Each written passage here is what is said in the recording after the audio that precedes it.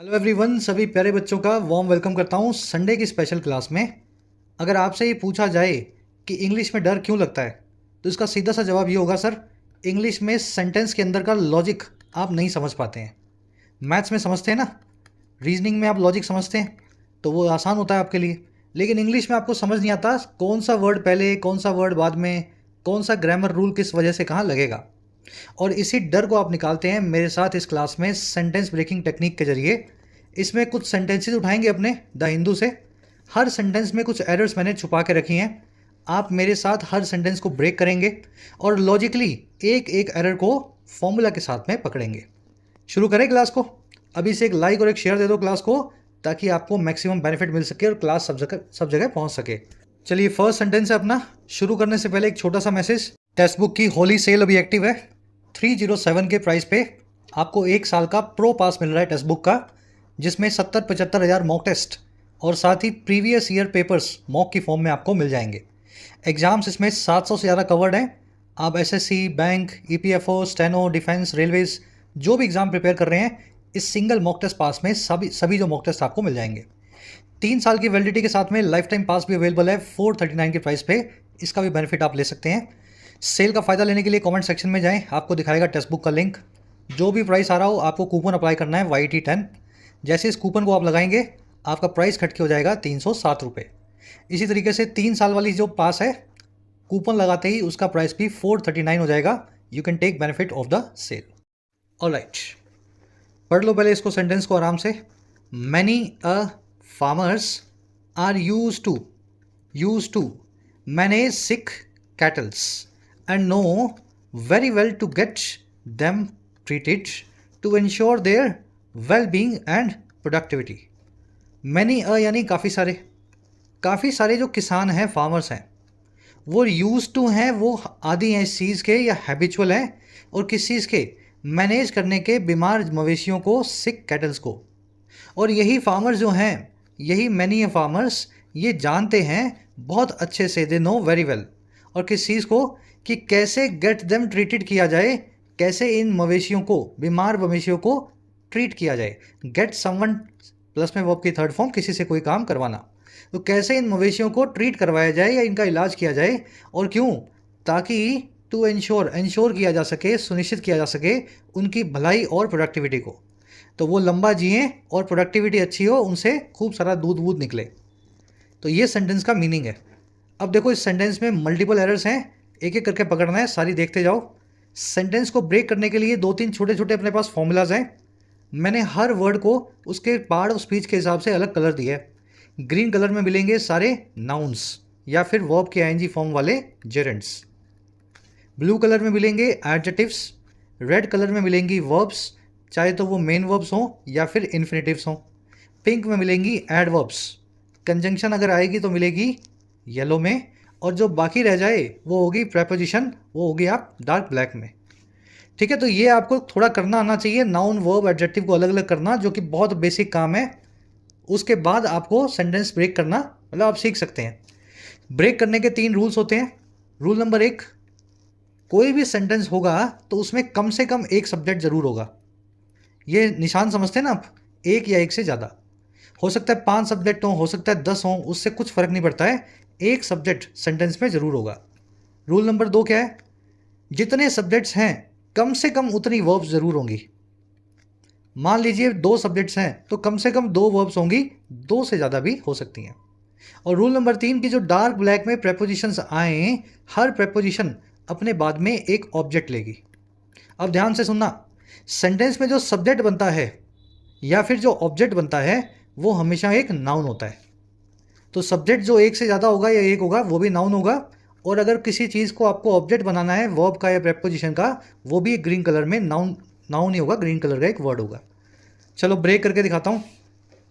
Many a का मतलब है बहुत सारे। इसमें जो अ लगा है ना आगे, इसका मतलब है एक एक करके। समझ पा रहे हो, बहुत सारे लेकिन एक एक करके। मान लीजिए क्लास में 100 स्टूडेंट्स हैं और आपने बोला कि बहुत सारे स्टूडेंट्स ने एग्ज़ाम को पास कर लिया। मान लो 70 स्टूडेंट्स हैं, तो आप बोल देंगे many students in the class have passed this exam, ऐसा बोल सकते हैं ना। लेकिन अगर आप ये बोलना चाहें 70 बच्चों ने जिनका नाम है रामू, श्यामू, मोहन, सुनीता, गीता, समझ पा रहे हो, एक एक करके अगर आप सबकी बात करना चाहें तो आप मैनी नहीं, आप मैनी अ या मैनी एन का इस्तेमाल करते हैं। तो यहाँ भी हम फार्मर्स की बात कर रहे हैं, लेकिन एक एक करके। बहुत सारे फार्मर्स हैं, मैनी अ या मैनी एन फार्मर्स, इस केस में अ लग जाएगा। अब फार्मर्स जो कि एक ग्रीन कलर का वर्ड है, एक नाउन है, प्लूरल नाउन है, पीछे एस लगा हुआ है, ये बनेगा सेंटेंस का सब्जेक्ट। अब आप पूछोगे सर सब्जेक्ट क्यों बनेगा? भाई साहब सब्जेक्ट तो आपको चाहिए ही था, आप तो शुरू से ही सेंटेंस में सब्जेक्ट ढूंढ रहे हो, क्योंकि कम से कम एक सब्जेक्ट आपको चाहिए होता है। और जो पहला नाउन ऐसा मिल जाए जो किसी का ऑब्जेक्ट ना बना हो, वही आपका सब्जेक्ट बनेगा। तो मैनी अ से पहले कोई वर्ब नहीं है, कोई प्रेपोजिशन नहीं है, किसी का ऑब्जेक्ट बनने के इसके ऊपर कोई मजबूरी नहीं है, इसलिए आप इसको सिर्फ और सिर्फ सब्जेक्ट बना सकते हैं।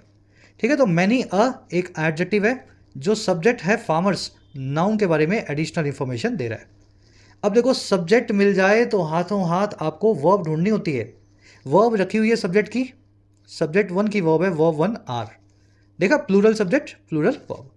अब और आगे बढ़ो, अंग्रेजी में इज एम आर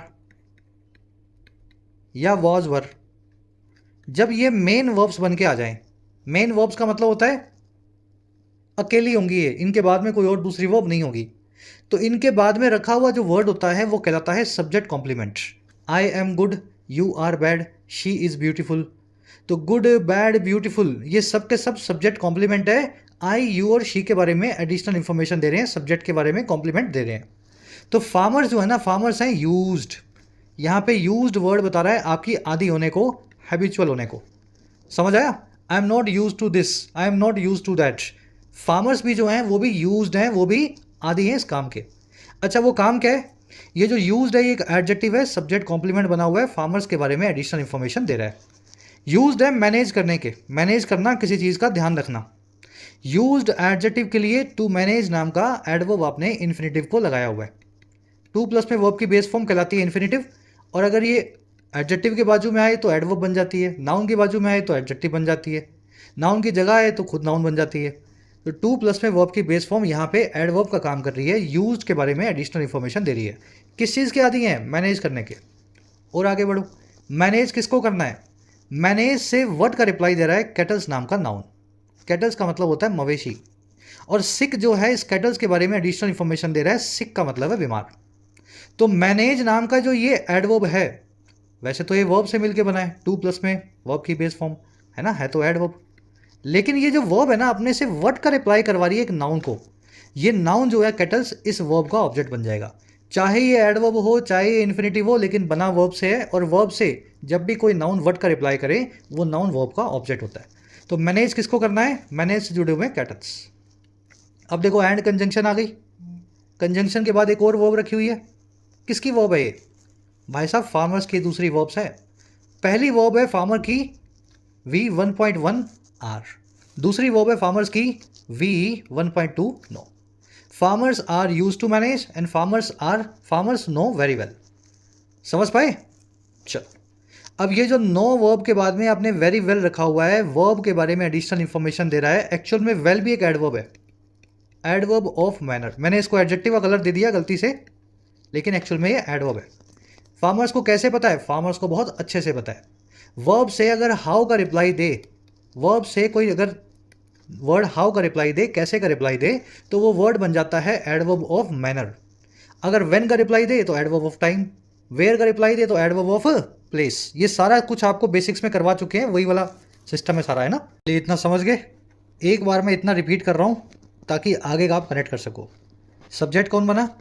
फार्मर्स, ठीक है, सब्जेक्ट नंबर 1। सब्जेक्ट की वर्ब कितनी है? 2 वर्ब्स हैं। वर्ब 1.1 है आर, और वर्ब 1.2 है know. Farmers are and farmers know. बाकी सब क्या है? यूज्ड एक एडजेक्टिव है, फार्मर्स के बारे में एडिशनल इंफॉर्मेशन दे रहा है, सब्जेक्ट कॉम्प्लीमेंट है। टू मैनेज इस एडजेक्टिव के लिए एडवर्ब है। फार्मर्स यूज्ड है मैनेज करने के लिए, they are habitual to manage, है ना। मैनेज किसको करना है? इस एडवर्ब जो कि बनी है इन्फिनेटिव से, इस वर्ब से, इस एडवर्ब वाली वर्ब का ऑब्जेक्ट है कैटल्स।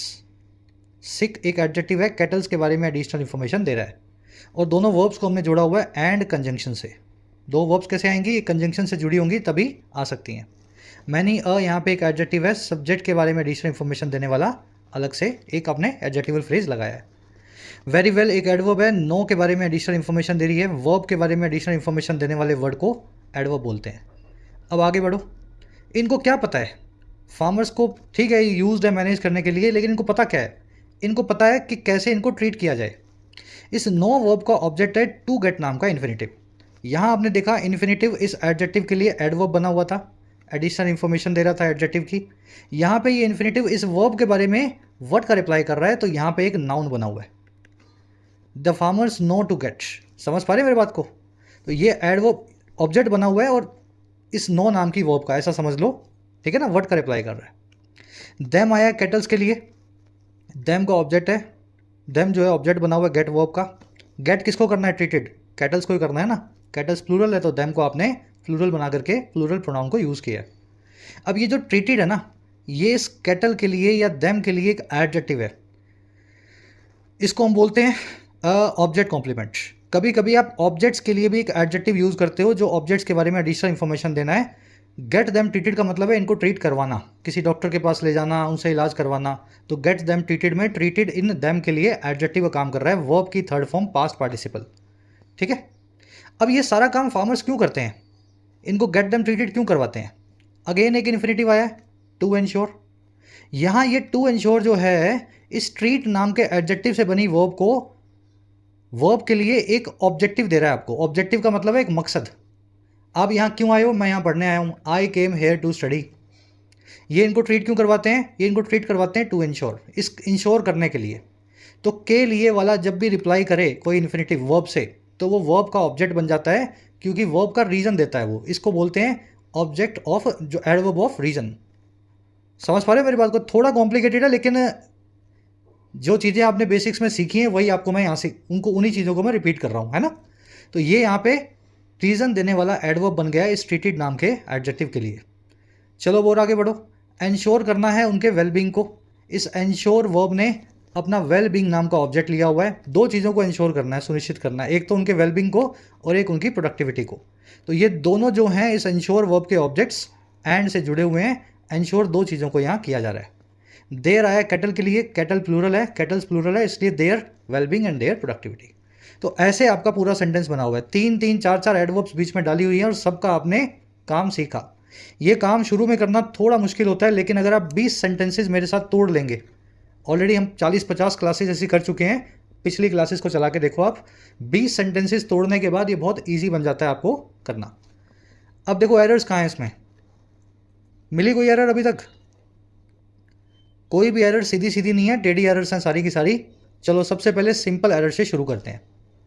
कैटल्स नाम का वर्ड जो आपने देखा, ये अंग्रेजी में खास कैटेगरी का वर्ब है, स्पेशल कैटेगरी।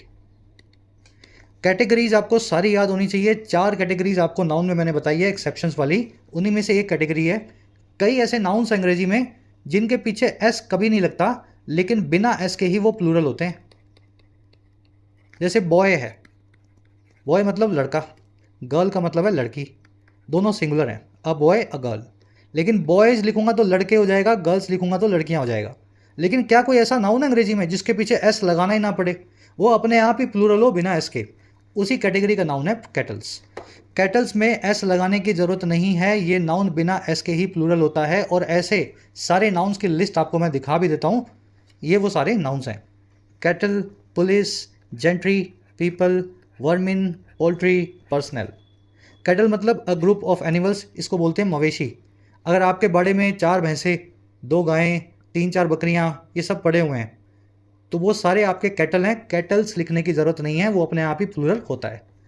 पुलिस वर्ड अपने आप ही प्लूरल है, पुलिस का मतलब है पुलिस वाले, पुलिस वाला नहीं, पुलिस वाले। अगर आप बोलोगे सर पुलिस वाला लिखना है तो क्या लिखूंगा, तो फिर आपको लिखना पड़ेगा पुलिस मैन, पुलिस मैन। तो पुलिस मैन जब लिखेंगे MEN वाला, तब आपको मैन लगाने की ज़रूरत नहीं है, आप पुलिस लिख दें, हम अपने आप समझ जाएंगे आप पुलिस वालों की बात कर रहे हैं। समझ गए? तो ये वर्ड हमेशा जो है ना प्लूरल होता है, पुलिस। जेंट्री का मतलब होता है खानदानी और पैसे वाले लोग जो किसी एरिया में रहते हैं, most powerful members of a society, उनको जेंट्री बोलते हैं। जेंट्रीज लिखने की ज़रूरत नहीं है। पीपल का मतलब वैसे ही आप समझते होंगे, काफ़ी सारे लोगों को पीपल बोलते हैं, तो पीपल्स लिखने की ज़रूरत नहीं है। वर्मिन का मतलब होता है कीड़े मकोड़े, कॉकरोचेज, रैट्स, अगर किसी एरिया में 100 कॉकरोचेज हैं तो आप उनको बोलेंगे कि वर्मिन है या वर्मिन, वर्मिन्स लिखने की ज़रूरत नहीं है। वैसे ही अगर आपके फार्म के ऊपर मुर्गे मुर्गियां हैं, डक्स हैं, जिनके अंडे आप निकालोगे या जिनको आप मीट के लिए स्लॉटर करोगे, वो सारे मुर्गे मुर्गियां, चिकन्स विकन्स डक्स, ये सब के सब पोल्ट्री कहलाते हैं। पोल्ट्रीज लिखने की ज़रूरत नहीं है, ठीक है। तो इसीलिए आप लिखते हैं पोल्ट्री फार्म। सुना होगा ना आपने पोल्ट्री फार्म, वहाँ पे सारे मुर्गे मुर्गियों को आप पोल्ट्री बोलते हैं। लास्ट में एक वर्ड है पर्सनल। ये वर्ड आया था आर्मी से, डिफेंस फोर्सेस से। एक्चुअल में आर्मी के जवानों को पर्सनल बोला जाता है प्लूरल में। मान लीजिए 10 जवान हैं आर्मी के, 20 जवान हैं, 50 हैं, तो उनको पर्सनल लिखना है, पर्सनल्स लिखने की ज़रूरत नहीं है। इसी तरीके से अब आर्मी के बाहर भी अगर किसी ऑर्गेनाइजेशन के कुछ इंप्लॉयज़ हैं, उनको भी आजकल पर्सनल बोलते हैं। Personal of Infosys, personal of Adani group, personal of Reliance, समझ गए। तो ये सारे नाउन्स आपको याद रखने हैं। ज़्यादा कितने हैं? 8 ही तो हैं, 8 या 7। इनके आगे एस आपको नहीं लगाना, ये खुद ही प्लूरल है बिना किसी एस के। तो अगर इसको आप अप्लाई करेंगे ना, तो आप याद रखेंगे, यहाँ देखेंगे कैटल्स को आपको एस बिना जो है लिखना है, कैटल प्लूरल होगा। और इनके लिए देयर वेयर लगा है, बिल्कुल सही है, ये प्लूरल में, ठीक है ना, बिना एस के प्लूरल चलते हैं। यहाँ देम भी ठीक है इनके लिए, और यहाँ देयर भी ठीक है। तो ये तो थी सिंपल एरर। अब एक लेवल और ऊपर आओ। दूसरी एरर ये कहती है कि मैनी जो है ना, मैनी, वो हमेशा अपने बाद में प्लूरल नाउन लेता है, और प्लूरल नाउन की वर्ब हमेशा प्लूरल होती है। जैसे यहाँ फार्मर्स के लिए आर लगा है, यहाँ फार्मर्स के लिए नो लगा है, यहाँ प्लूरल नाउन लगा है फार्मर्स। लेकिन मैनी अ जो मैंने आपको शुरू में बताया था कि ये एक एक करके बात करता है ग्रुप में। तो इसकी खासियत यही है कि मैनी अ जो है ना, अपने बाद में सिंगुलर नाउन लेगा, और उस नाउन की वर्ब भी सिंगुलर होगी। तो मैनी अ फार्मर्स, इसकी जगह आपको लिखना चाहिए मैनी अ फार्मर। वर्ब जो यहाँ लगी है आर, इसकी जगह लगेगी इज, और यहाँ जो लिखा है नो, इसकी जगह लगेगा knows. Many a farmer is and many a farmer knows. Many a celebrity, many an actor, many a boy, many a girl. समझ गए? कूल कॉन्सेप्ट है ये, याद रखें। मैनी अ या एन सिंगुलर नाउन और सिंगुलर वर्ब लेगा, काफ़ी सारे लोगों की बात करेगा ग्रुप में, लेकिन एक एक करके सिंगुलर इंडिविजुअलिस्टिक फॉर्म में। तो ये हो गई आपकी एरर नंबर 2। काफ़ी सिंपल है ये, ज़्यादातर बच्चों को आती होगी। अब आ जाओ थोड़ा और ऊपर आते हैं। तीसरी एरर ये है जी, जब भी आप किसी को बताएं कि मुझे ये काम करना आता है, I know to do this, तो आप याद रखें स्ट्रक्चर होती है I know how to do this. ये जो हाउ है, ये नो के साथ हमेशा लगेगा जब भी आप किसी काम के बारे में बता रहे हैं जो किसी को करना आता है। Do you know how to drive? Does she know how to swim? I know how to drive, I know how to swim. And the farmers knows, यहाँ नोज तो लगना ही है क्योंकि ऐसा आपने देख लिया, अ से आया, knows very well how to get them treated. ठीक है, तो ये कॉन्सेप्ट भी कई बार हो चुका है अपने पास, वही कॉन्सेप्ट आप फिर से देख रहे हो, बार बार रिपीट हो रहे हैं। नो के बाद में आपको हाउ लगा के बताना होता है किसी काम को करने की आपकी कला को। एरर नंबर 3, यहाँ पे हाउ एडवर्ब बन जाता है और पूरा एडवर्बियल फ्रेज बन जाता है। ठीक है, इस पूरे एडवर्बियल क्लॉज बन जाता है। पूरे एडवर्बियल क्लॉज को जो है आप इस वर्ब को ऑब्जेक्ट बनाते हैं। आपको क्या आता है? I know how to drive, तो हाउ टू ड्राइव जो है इस नो वर्ब का ऑब्जेक्ट बनेगा, और हाउ जो है रिलेटिव एडवर्ब बनती है यहाँ बीच में, कंजंक्शन और एडवर्ब दोनों का काम करती है। ज़्यादा अंदर नहीं घुसूंगा मैं, बस यही समझाना चाह रहा हूँ। हाउ से बनने वाला जो ये पूरा क्लोज बनेगा, ये इस नो वर्ब का ऑब्जेक्ट बनेगा, ना कि ये गेट नाम का इन्फिनेटिव इसका ऑब्जेक्ट बनेगा। चलो अब बाकी क्या बचा? चौथी एरर के लिए आपको थोड़ा एडवांस जाना पड़ेगा, और साइड में आ जाओ, वहीं समझ पाओगे। देखो ये जो यूज्ड है ना, यूज्ड, मैं आपको बोल रहा हूं कि इसके बाद में मैनेजिंग लिखना है, यूज्ड टू मैनेजिंग। लेकिन ऐसा नहीं है, हमेशा यूज्ड के बाद में टू प्लस में वर्ब की आईएनजी फॉर्म नहीं आती। तो आपको ये टेक्निकली सीखना पड़ेगा कब यूज टू के बाद में वर्ब की बेस फॉर्म लगाऊं और कब यूज टू के बाद में वर्ब की आईएनजी फॉर्म लगाऊं। तो इसको समझने का बहुत आसान तरीका है, मैंने 3 कैटेगरीज बना दी हैं यूज्ड नाम के इस वर्ब की। फर्स्ट कैटेगरी में यूज्ड एक एडजेक्टिव होगा, सॉरी एक्टिव में मेन वर्ब हो गया, एडजेक्टिव वाला लास्ट में ले लेते हैं अपने। फर्स्ट कैटेगरी में यूज जो है एक्टिव में मेन वर्ब होगी, और पास्ट सिंपल या पास्ट इंडेफिनिट टेंस का काम कर रही होगी। जैसे मैं ब्रेकफास्ट में पोहा खाया करता था, मैं रोज़ इतने बजे स्कूल जाया करता था, वो ऐसा किया करती थी, है ना, ता था, ती थी, ते थे, पास्ट इंडेफिनिट टेंस।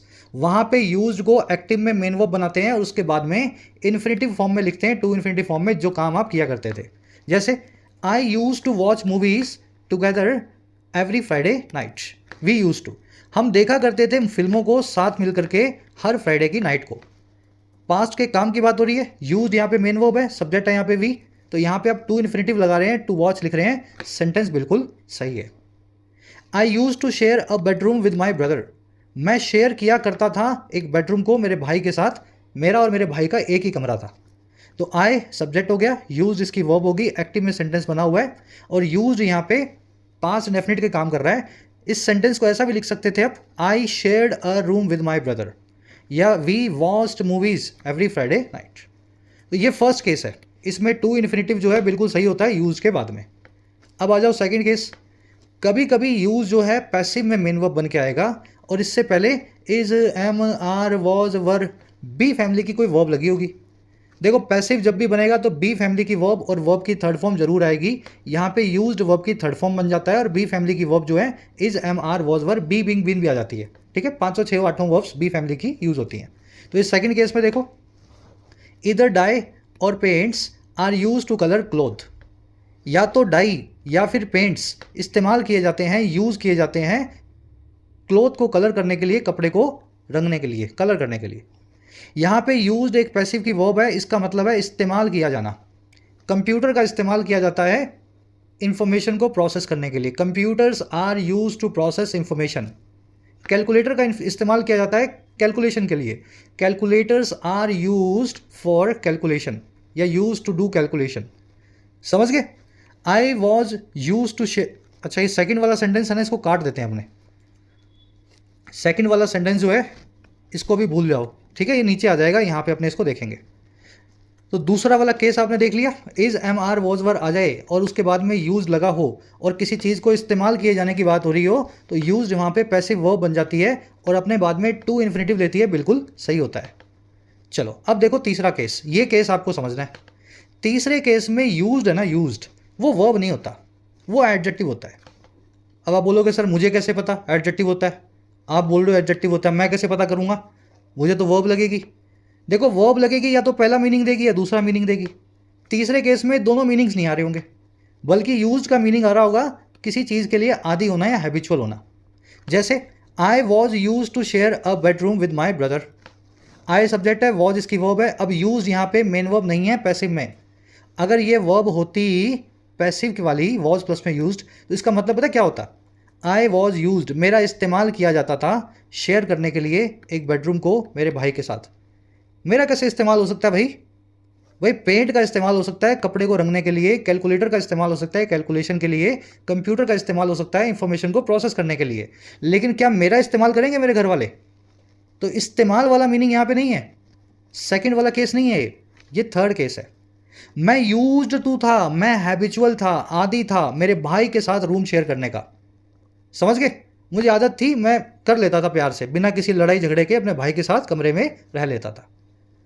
तो ये थर्ड केस है ना, जो इसमें यूज्ड अपने बाद में टू प्रेपोजिशन लेता है, और प्रेपोजिशन का ऑब्जेक्ट या तो नाउन होता है या वर्ब की आईएनजी फॉर्म होता है, आप अच्छे से जानते हैं। तो यहाँ पे शेयर जो लिखा है ना, शेयर जो लिखा है, इस वर्ब को आपको आईएनजी फॉर्म में बदलना होगा, क्योंकि नाउन तो इसका बन नहीं रहा, आईएनजी फॉर्म होगी sharing. So I was use to sharing a bedroom with my brother. समझ गए? इतना मजा आया सबको सीख करके इस कॉन्सेप्ट को? यही सेकंड सेंटेंस है, इसमें आर लगा हुआ है लेकिन यूज्ड के साथ में टू इन्फिनेटिव आएगा, और यही थर्ड सेंटेंस है जिसमें वॉज लगा हुआ है लेकिन यूज्ड के साथ में यहाँ पे टू शेयर ना करके टू शेयरिंग आएगा, क्योंकि दोनों का मीनिंग अलग है। यूज्ड यहाँ पे एडजेक्टिव है, यहाँ पे यूज्ड पैसिव की मेन वर्ब है। चलो 3 सेंटेंस और बनाते हैं। Most Asians are not use to the winters in Europe, ज़्यादातर जो एशियंस हैं वो यूज टू नहीं होते हैं। अब देखिए आर नॉट यूज टू बनाना चाहो तो आप इसको वर्ब बना लो, इसका मतलब हो जाएगा एशियंस का इस्तेमाल नहीं होता है। एशियंस का इस्तेमाल कैसे होगा यार, एशियंस कोई मशीन थोड़े ना है। इस्तेमाल होने की बात नहीं हो रही है यहाँ पे, आदि या हैबिचुअल होने की बात हो रही है। एशिया में रहने वाले ज़्यादातर लोग आदि या हैबिचुअल नहीं होते हैं, सर्दियों का जो यूरोप में पड़ती है। तो are not use to winters, अब देखो विंटर एक नाउन है, इसीलिए मैं बता रहा हूँ इस केस में नाउन भी आ जाता है, और अगर वर्ब रखी हो तो उसको आईएनजी फॉर्म में आपको बदल देना है। नाउन रखा है तो ठीक है, पंगे लेने ही नहीं है।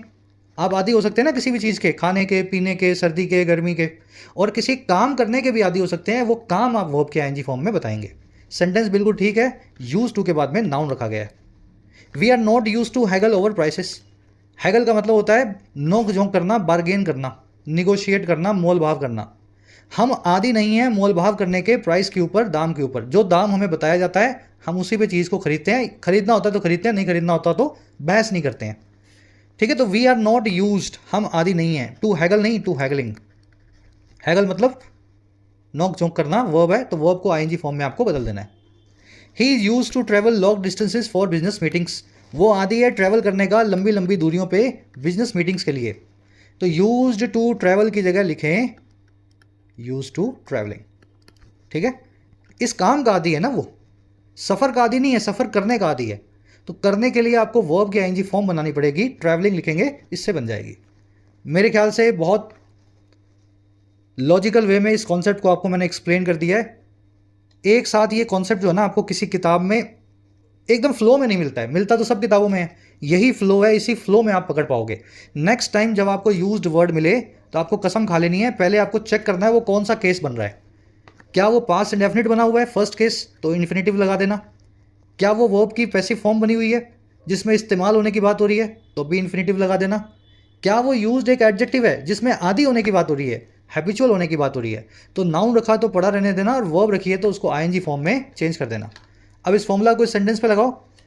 फार्मर जो हैं वो यूज्ड हैं, आदि हैं। फार्मर्स का इस्तेमाल नहीं होता भाई, फार्मर्स आदि हैं। तो आदि हैं, हैबिचुअल हैं, तो यूज टू मैनेजिंग, टू यहाँ पे बन जाएगा प्रेपोजिशन।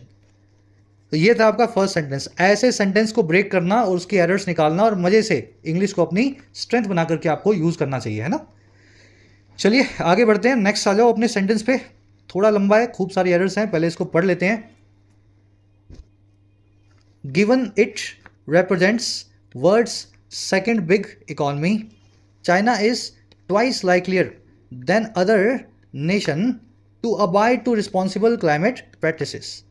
देखते हुए इस चीज़ को कि ये रिप्रेजेंट करता है दुनिया की दूसरी सबसे बड़ी इकॉनमी को, इस बात को देखते हुए चाइना नाम का जो ये देश है, इसी की बात हो रही है, ये ट्वाइस लाइकलियर है, 2 गुना ज़्यादा संभावित है, बजाय दूसरे नेशंस के, द लगा देना यहाँ पे, द अदर नेशंस के, कि ये अबाइड टू करेगा, ये सख्ती से फॉलो करेगा, पालना करेगा रिस्पॉन्सिबल क्लाइमेट प्रैक्टिसेस की, जिम्मेदारी से होने वाले क्लाइमेट की प्रैक्टिसेस की। और ये कौन सी प्रैक्टिसेस हैं? इस्टेब्लिश्ड बाय इंटरनेशनल पैक्ट्स, जो इस्टेब्लिश्ड हैं इंटरनेशनल पैक्ट्स के जरिए, अंतर्राष्ट्रीय समझौतों या संधियों के जरिए। और ये पैक्ट्स क्यों हुए? To fend for the adverse climatic events, ताकि फेंड फॉर किया जा सके, बचा जा सके या अवॉइड किया जा सके। फेंड बना है डिफेंड से, डिफेंड का मतलब है किसी चीज़ से अपनी सुरक्षा करना, तो सुरक्षा की जा सके या फेंड फॉर किया जा सके खराब यानी एडवर्स, क्लाइमेटिक यानी क्लाइमेट के होने वाले इवेंट्स को। कहीं बाढ़ आ रही है, तूफान आ रहा है, एवलांश आ रहा है ना, तो इन सारे इवेंट्स को रोकने के लिए जो पैक्ट्स बने हैं उनको, उनसे होने वाली प्रैक्टिसेस को, इस्टेब्लिश प्रैक्टिसेस को चाइना जो है दुगनी अच्छे तरीके से फॉलो करेगा, क्योंकि ये दुनिया की दूसरी सबसे बड़ी इकॉनमी है आफ्टर अमेरिका। मीनिंग निकालना भी अपने आप में इसकी महाभारत है ना, सेंटेंस थोड़ा लंबा और टेढ़ा है। चलो मीनिंग निकालने के बाद अब अपना काम शुरू होता है।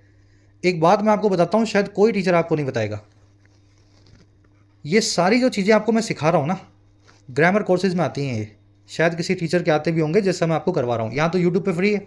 लेकिन एक बात दिमाग में बिठा लेना, कोई ग्रामर कोर्स आपके काम नहीं आएगा अगर आपको रीडिंग नहीं आती है तो। अगर आप इस सेंटेंस का मीनिंग नहीं निकाल पा रहे ना, तो कोई ग्रामर कोर्स चाहे 500 रुपये का हो, चाहे 5000 का हो, चाहे मेरा हो, चाहे अकेडमी का हो, चाहे किसी बायजूस का हो, काम नहीं आएगा आपके। सबसे पहला काम है आपको अपनी रीडिंग को ऑर्डर में लाना है, ठीक से आपको सेंटेंस पढ़ना है और कम से कम 80-90% आप मीनिंग निकाल पाओ।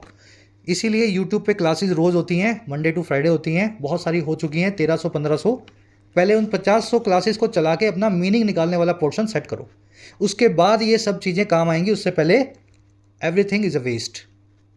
चलो चलिए ब्रेक करना है। गिवन एक प्रेपोजिशन है, प्रेपोजिशन का ऑब्जेक्ट है इट। प्रेपोजिशन को ऑब्जेक्ट चाहिए ना हमेशा, गिवन का मतलब होता है देखते हुए, तो गिवन इसने ऑब्जेक्ट ले लिया इट, लेकिन इसके बाद में एक वर्ब रखी है। अब यहाँ पे एक धर्म संकट आ गया आपके पास। अगर आप इसको ऑब्जेक्ट बना दें तो ये सब्जेक्ट नहीं बन पाएगा, नहीं बन पाएगा ना। अगर ये सब्जेक्ट नहीं बन पाएगा तो ये वर्ब किसकी है? वर्ब तो बेचारी अनाथ हो गई, सब्जेक्ट के बिना वर्ब होती नहीं। तो मैं आपको ये बताना चाह रहा हूँ, इस गिवन नाम की प्रेपोजिशन में कोई पेंच है जो हमें सेट करना है, क्योंकि सब्जेक्ट तो इट को ही बनाना पड़ेगा, ये बन जाएगा पहला सब्जेक्ट और ये बन जाएगा इसका वर्ब। अगर मैं इसको गिवन का ऑब्जेक्ट बना दूं तो फिर इसकी वर्ब जो है ना रेप्रेजेंट्स को ये नहीं ले पाएगा, ऑब्जेक्ट अपनी वर्ब्स नहीं लेते, सब्जेक्ट ही अपनी वर्ब्स ले सकते हैं। तो यहाँ पे गिवन को हमें चेक करना है कि ये प्रेपोजिशन का सही फॉर्म है भी या नहीं। इट हमारा सब्जेक्ट बनेगा, सब्जेक्ट नंबर 1, रेप्रेजेंट्स इसकी वर्ब बनेगी, सब्जेक्ट भी सिंगुलर है, रेप्रेजेंट्स इसकी वर्ब भी सिंगुलर है। रिप्रेजेंट का मतलब होता है प्रतिनिधित्व करना, नुमाइंदगी करना किसी चीज़ का। क्या रिप्रेजेंट करता है चाइना? चाइना रिप्रेजेंट करता है इकोनॉमी को, जो दुनिया की दूसरी सबसे बड़ी है। तो रिप्रेजेंट्स वर्ब से वर्ड का रिप्लाई दे रहा है इकोनॉमी नाम का नाउन, और नाउन जब भी वर्ब से वर्ड का रिप्लाई देते हैं उसका ऑब्जेक्ट बन जाते हैं। यहाँ लग गया कॉमा। अब आ रहा है सब्जेक्ट नंबर 2। जैसे ही 2 नंबर सब्जेक्ट आया आपके दिमाग में घंटी बजनी चाहिए, सर सब्जेक्ट्स और ऑब्जेक्ट्स और वर्ब्स और एडजेटिव्स और एडवर्ब्स जब भी एक से ज़्यादा होते हैं वो किसी कंजंक्शन से जुड़ते हैं। समझ पा रहे मेरी बात को? ये सब्जेक्ट नंबर 1 है, अब चाइना आपका सब्जेक्ट नंबर 2 आ रहा है, ऑब्जेक्ट तो ये किसी का है नहीं, कॉमा लगा हुआ इससे पहले। तो यहाँ पे कोई कंजंक्शन है जो मिसिंग है इस सेंटेंस में, शायद वो ये होगी, शायद कहीं आगे आएगी, तो उस कंजंक्शन को हमें ढूंढना है। ठीक है, इतना अपने दिमाग में आपको रखना है। बढ़ो आगे। चाइना की वर्ब है is, subject number 2, verb number 2। China is likely, likely का मतलब होता है संभावित, एक एडजेक्टिव है। हेल्पिंग वर्ब जब मेन वर्ब बन जाती है, इज, एम, आर, वॉज, वर, उसके बाद में वो नाउन या एडजेक्टिव को सब्जेक्ट कॉम्प्लीमेंट बना के लेती है। I am good, you are bad, she is a teacher, China is likely. तो लाइकली जो है सब्जेक्ट कॉम्प्लीमेंट है, चाइना के बारे में एडिशनल इन्फॉर्मेशन दे रहा है, एक एडजेक्टिव है। और देखो ट्वाइस मोर, मोर जो है इसको एडवर्ब जो इसको वो बना रहा है आपको, मतलब कंपैरेटिव डिग्री बना रहा है। Intelligent, more intelligent, most intelligent, याद है ना? Likely, more likely, the most likely. तो यहाँ पे मोर लाइकली जो आपने लिखा है ये एक कंपैरेटिव डिग्री बन रही है, और ट्वाइस जो है ना इसका मतलब है दुगना। एक्चुअल में इस मोर लाइकली नाम के एडजेक्टिव के लिए ये एक एडवर्ब है। मुझे इसको भी ये जो है पिंक कलर देना चाहिए था, मुझसे गलती से रह गया। ठीक है, इसको एडवर्ब भी समझो। China is twice more likely. अब देखो लाइकली किसके मुकाबले है? लाइकली जिसके मुकाबले है वो बता रहा है देन लगा के, देन अदर नेशंस। अब आप ये पूछोगे सर ये कंजंक्शन आई है और इसके बाद में अदर नेशंस आया है, इन दोनों का आपस में क्या कनेक्शन है? तो कनेक्शन ये है, देन जो है ना वैसे तो टेक्निकली एक कंजंक्शन है, और इसके बाद में जो सब्जेक्ट आया होता है, जो नाउन रखा होता है, उसकी वर्ब हिडन होती है, देन अदर नेशंस आर, है ना? लेकिन मॉडर्न इंग्लिश में इसको प्रेपोजिशन की तरह यूज़ कर रहे हैं और इस हिडन वर्ब को लिखना बंद कर दिया है। तो अगर आप इसको कंजंक्शन समझें तो यहाँ पे आर समझ लें जो लिखा हुआ है, जो हिडन है, और या फिर आप इसको प्रेपोजिशन समझ लें, कंपैरिजन करवा देगा ये चाइना से दूसरी नेशंस का, और इस प्रेपोजिशन का ऑब्जेक्ट नेशंस बन जाएगा। दोनों ही तरीके से सही है।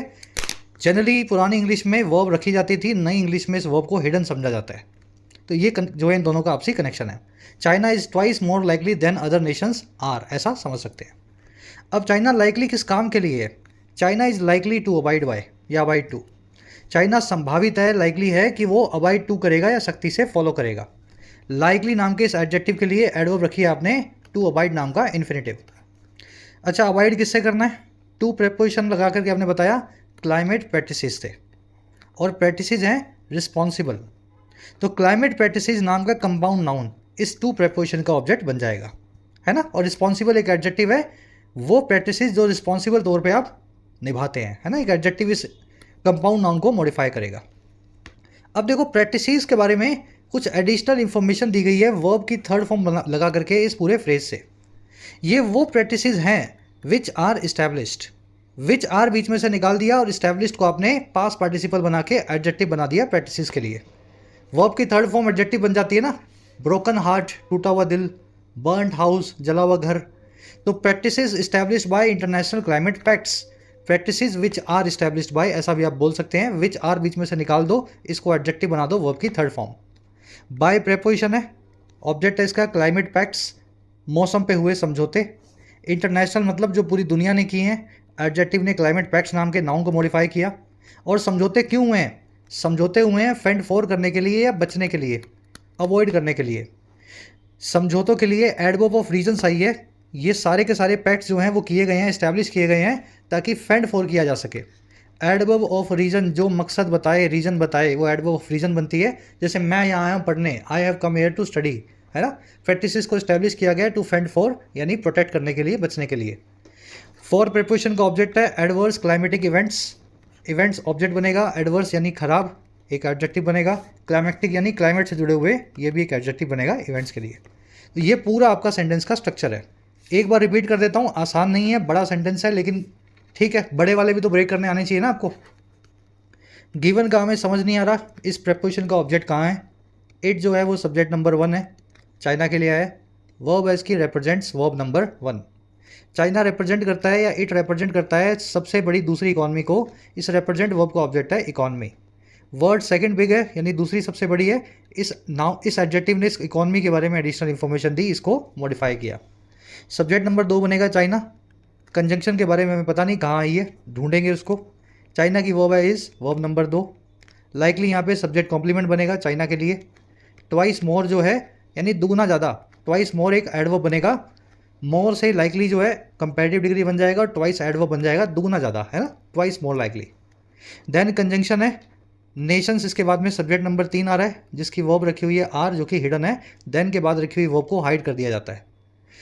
लाइकली है चाइना अवॉइड करने के लिए। टू अवॉइड जो है लाइकली नाम के एडजेक्टिव के लिए एडवर्ब आई है। टू इन्फिनिटिव है, एडवर्ब का काम करता है। अवॉइड किसको करेगा, क्लाइमेट प्रैक्टिसेस को। तो टू लगा करके आपने क्लाइमेट प्रैक्टिसेस को जोड़ दिया इस प्रेपोजिशन से। रिस्पॉन्सिबल प्रैक्टिसेस हैं तो ये एक एडजेक्टिव बनेगा क्लाइमेट प्रैक्टिसेस के लिए। इस्टेब्लिश्ड भी एक एडजेक्टिव बनेगा क्लाइमेट प्रैक्टिसेस के लिए, वो प्रैक्टिसेस जो इस्टेब्लिश की गई हैं।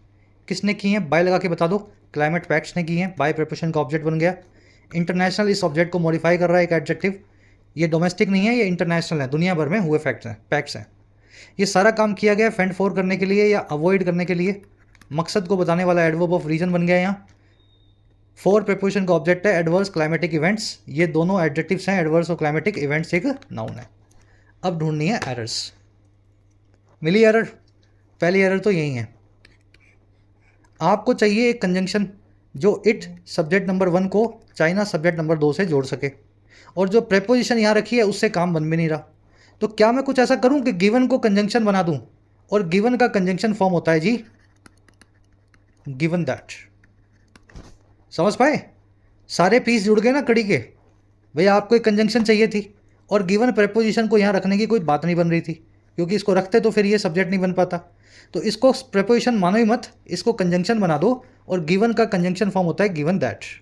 बहुत बार आपको एडिटोरियल की रीडिंग के दौरान भी बताते हैं गिवन और गिवन दैट के बीच का फ़र्क, यहाँ पे दैट लगाना था। Error number 1। अब आ जाओ एरर नंबर 2 पे। देखो जब भी आप ये तो देख रहे हो ना, फर्स्ट, सेकंड, थर्ड, फोर्थ, इन सभी को अपने बोलते हैं ऑर्डिनल नंबर्स, जो आपको ऑर्डर बताते हैं। फर्स्ट मतलब सबसे पहला वाला, सेकंड मतलब दूसरा वाला। तो पहला, दूसरा, तीसरा, चौथा, जब भी आप इस तरीके से यूज़ करते हैं तो उसके साथ में आपको कंपैरेटिव, जो पॉजिटिव की जगह पे सुपरलेटिव डिग्री का इस्तेमाल करना होता है। अलग से लेके बता देता हूँ आपको, कॉन्सेप्ट मैंने साइड में लिया है, just a minute. First, second, third, fourth, fifth जो भी लिख रहे हो उसके साथ में हमेशा सुपरलेटिव डिग्री लगे। India is the second large exporter of rice. India दुनिया का दूसरा सबसे बड़ा एक्सपोर्टर है राइस का। तो सेकंड लार्ज नहीं, सेकंड लार्जेस्ट। द लगाने की जरूरत नहीं है, द ऑलरेडी यहाँ लगा हुआ है, द सेकंड लार्जेस्ट। ठीक है। London is ranked as the second expensive city. तो सेकंड एक्सपेंसिव नहीं, second most expensive city. Superlative degree, ना तो कंपैरेटिव ना positive. First, second, third, fourth, fifth, जब भी इनके साथ में एडजेक्टिव लगेगा सुपरलेटिव डिग्री में लगेगा। She won the title of third faster runner. Third faster नहीं, third fastest runner. The athlete secure the title of third strongest competitor. Third strongest बिल्कुल ठीक है, यहाँ पे थर्ड प्लस में सुपरलेटिव डिग्री जो है एडजेक्टिव की। सिंपल फॉर्मूला, अगर इस हिसाब से चलें तो वर्ड सेकंड बिग नहीं, वर्ड सेकंड बिगेस्ट इकॉनमी। ये एरर नंबर 2। ऑर्डिनल नंबर जो भी आपको मिले, फर्स्ट, सेकंड, थर्ड, फोर्थ, उसके बाद में आने वाला एडजेक्टिव सुपरलेटिव डिग्री में होता है, क्योंकि सबसे ज़्यादा की बात ही हो रही है। दुनिया में दूसरी सबसे बड़ी होती तो बिगेस्ट अपने आप ही हो जाती। दूसरी सबसे बड़ी लगा रहे हैं इसलिए सेकंड लगा दिया है, लेकिन बिगेस्ट को तो वैसा का वैसा ही रखना पड़ेगा। अब आ जाओ एरर नंबर 3 पे। देखते ही समझ में आ गई होगी आपको। देखो 3 फ्रेजेज हैं अपने पास किसी चीज़ को सख्ती से फॉलो करने के लिए। पहला फ्रेज है अबाइड बाय, दूसरा है कंप्लाई विद, और तीसरा है अडेयर टू। अब मैं अगर इन तीनों को मिक्स कर दूं तो यहां पे एक एरर बन जाएगी जहां भी मैं मिक्स करूंगा। अबाइड के साथ में बाय आता है किसी भी कानून को फॉलो करने के लिए, अडेयर के साथ में टू आता है किसी भी लॉ को सख्ती से फॉलो करने के लिए, कंप्लाई के साथ में विद आता है किसी भी नियम को सख्ती से जो है उसको समझ गए ना, ऑब्जर्व करने के लिए। तो यहाँ पे अबाइड टू लिखा है, गलत है, एक्चुअल में अबाइड बाय होना चाहिए। अगर टू ही लगाना था तो फिर अडियर टू लगाते अबाइड की जगह। तो आप इस वर्ड को ना हटाएं बल्कि प्रेपोजिशन को सही करें, अबाइड को बनाएं बाय। तो एरर नंबर 3। चौथी एरर पे आए। चौथी एरर है वोकैब की। ये जो फेंड वर्ड बना है ये बना है डिफेंड से। डिफेंड का मतलब होता है प्रोटेक्ट करना। सोल्जर्स क्या करते हैं, बॉर्डर्स को डिफेंड करते हैं, प्रोटेक्ट करते हैं, और डिफेंड की ही शॉर्ट फॉर्म है फेंड। समझ पाए इतनी बात। अब देखो इससे दो फ्रेजल वर्ब्स बनती हैं। पहली बनी हुई है फेंड फॉर और दूसरी हुई है फेंड ऑफ। ऑफ और डबल एफ से बनेगा और इसका मतलब होता है दूर, सेपरेटेड, अलग। फेंड ऑफ करना यानी किसी चीज़ से डिफेंड करके दूर रहना, किसी चीज़ को अवॉइड करना। और फेंड फॉर का मतलब होता है किसी चीज़ को डिफेंड करना, किसी चीज़ के पक्ष में खड़े होना, उसकी वकालत करना। समझ पा रहे हो मेरी बात को। डिफेंड नाम की वर्ब से दो फ्रेजल वर्ब्स बनती हैं, फेंड फॉर और फेंड ऑफ। फेंड ऑफ का मतलब होता है किसी चीज़ को ऑफ या दूर रखना, अपने आप को प्रोटेक्ट करना, अवॉइड करना। और फेंड फॉर का मतलब होता है किसी चीज़ के लिए बैटिंग करना, उसकी वकालत करना, उसको डिफेंड करना, उसको सही ठहराना। तो फेंड फॉर का इस्तेमाल सही है क्या यहाँ। क्लाइमेट पैक्ट्स इसलिए बनाए गए हैं ताकि एडवर्स क्लाइमेटिक इवेंट्स को फेंड ऑफ किया जाए, उनसे दूर रहा जाए, ना कि उनकी वकालत की जाए, ना कि उनके, है ना, हमें और ऐसे एडवर्स इवेंट्स नहीं चाहिए, हमें उनकी वकालत करने की कोई ज़रूरत नहीं है। तो यहाँ पे वोकैब एरर मैंने जानबूझ के डाली ताकि दो फ्रेजल वर्ब्स को आप अच्छे से दिमाग में कम से कम रख सके। ठीक है, तो एरर नंबर 3 होगी। अब आ जाओ 4। देखो एरर नंबर 4 है जी, शायद ये चौथी थी, है ना। अब आ जाओ 5। एरर नंबर 5 ये है क्लाइमैक्टिक। देखिए दो वर्ड है, पहला वर्ड है क्लाइमेट, साफ साफ लिख देता हूँ, just a minute, give me a second, pen use करता हूँ मैं अपना। क्लाइमेट, क्लाइमेट का मतलब होता है मौसम। दूसरा वर्ड है क्लाइमैक्स। क्लाइमैक्स का मतलब होता है आखिरी चरण, किसी भी चीज़ का लास्ट फेज। मूवी का क्लाइमैक्स तब होता है जब, समझ गए ना, बॉबी देओल और रणवीर कपूर मिलते हैं एनिमल में, वो क्लाइमैक्स है। लास्ट जो सीन्स होते हैं ना वो क्लाइमैक्स होता है। अगर इनका एडजेक्टिव बनाएं तो क्लाइमेट से बनता है क्लाइमैटिक और क्लाइमैक्स से बनता है क्लाइमैक्टिक। तो ये इवेंट्स क्लाइमैक्टिक नहीं है, क्लाइमैक्स से नहीं जुड़े हुए, ये क्लाइमैटिक हैं, ऐसे बनेगा क्लाइमेट का एडजेक्टिव फॉर्म। तो ये दो वर्ड्स का खेल है, क्लाइमेट से क्लाइमैटिक, क्लाइमैक्स से क्लाइमैक्टिक। तो मैक्टिक को आपने गलत यूज़ किया है, क्लाइमैक्स का कोई काम नहीं है, यहाँ बात हो रही है क्लाइमेट की। ठीक है, तो एक गलत तरीके से यूज़ हुआ वर्ड है, 5वीं एरर। अब आ जाओ लास्ट और सबसे बड़ी, वो आपको अलग से लेके बता देते हैं। जब भी ऐसे वर्ड्स आपको मिले, ट्वाइस, थ्राइस, क्वाड्रुपल, इन सब का मतलब होता है दुगना, तिगना, चौगुना। दुगने को बोलते हैं ट्वाइस, तिगने को बोलते हैं थ्राइस, क्वाड्रुपल को बोलते हैं 4 गुना, या इसको बोल सकते हैं 4 टाइम्स या 4 फोल्ड, है ना। जब भी ये वर्ड्स आपको मिले और साथ में क्या लगाओ, कोई कंपैरेटिव डिग्री लगी हो, तो इस स्ट्रक्चर को यूज़ नहीं किया जाता अंग्रेजी में। Twice better, thrice faster, quadruple, है ना, मोर इंटेलिजेंट, ऐसा नहीं लगाना है आपको। इनको ट्वाइस थ्राइस को यूज़ करना है 2 टाइम्स, 3 टाइम्स, 4 टाइम्स ऐसा लिख के, और इसके साथ में एज वाली सिमिली वाली स्ट्रक्चर को यूज़ करना है पॉजिटिव डिग्री के साथ। थोड़ा टेक्निकली आपको लग रहा होगा, एडवांस्ड कॉन्सेप्ट है, बड़ा आसान है यार। The row house was twice more expensive than the same size apartment. जो ये रो हाउस था, ये जो अलग से बना हुआ घर था, ये दुगना ज़्यादा महंगा था, ट्वाइस मोर एक्सपेंसिव था उसी सेम साइज़ के अपार्टमेंट से या फ्लैट से। अगर फ्लैट जो है 1 करोड़ का था तो ये हाउस जो है 2 करोड़ या उससे भी ज़्यादा का था। ठीक लग रहा है देखने में सेंटेंस, ट्वाइस मोर एक्सपेंसिव, लेकिन गलती वही हुई, ट्वाइस के साथ में मोर एक्सपेंसिव कंपैरेटिव डिग्री का इस्तेमाल किया गया है। क्या करना है यहाँ पे, ट्वाइस को लिखना है 2 टाइम्स, ठीक है, और मोर एक्सपेंसिव की जगह क्या करना है, इसको बना देना है एक्सपेंसिव, पॉजिटिव डिग्री, और इसके आगे भी एज और इसके पीछे भी as. The row house was 2 times as expensive as, अब इस देन को निकाल दो, ठीक है, कंपैरेटिव डिग्री निकल गई, देन भी निकल जाएगा, as expensive as the same size apartment. दूसरा करके देखें, this market place remains thrice busier than the nearby shopping mall. ये जो मार्केट प्लेस या बाजार है, हाट है, ये 3 गुना ज़्यादा बिजी रहती है बजाय जो नियर बाय शॉपिंग मॉल है, जो समझ गए ना, मॉल से ज़्यादा 3 गुना ज़्यादा इस मार्केट में भीड़ होती है।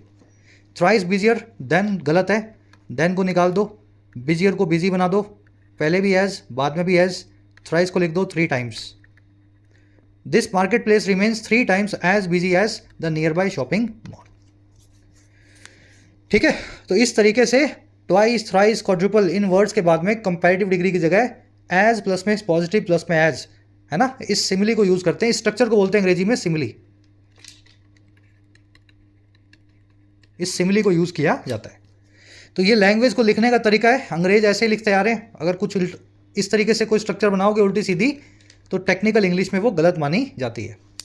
चलो, होपफुली समझ में आ गया होगा कॉन्सेप्ट। अगर उसको यहाँ लगाओगे तो China is twice more likely की जगह आपको लिखना पड़ेगा चाइना इज़ 2 टाइम्स मोर की जगह निकाल दो, इसको लाइकली को लाइकली रहने दो और यहाँ लिख दो as likely as other Nations.